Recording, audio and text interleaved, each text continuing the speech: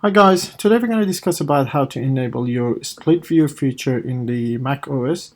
So as you know, Mac operating system, it does have the very cool feature for the full screen, which is if you click on here, so with three finger you can swipe over and like get into the next desktop. So this feature, it is available on all the Mac OS from Mojave or later versions.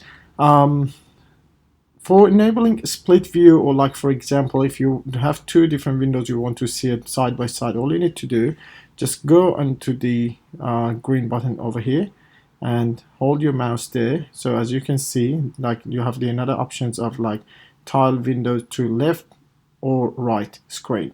So just like if you click, say for example, I want to have this Microsoft Word in my right hand side and I have the Excel in my left hand side.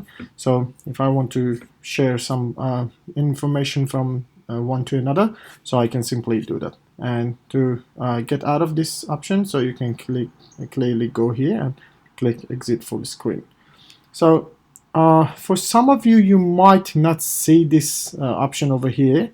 So if it's not working properly, all you need to do, just go to the Apple logo over here, go to System Preferences, Mission Control, and make sure Display have separate spaces is tick. So in that case, you're definitely getting this option.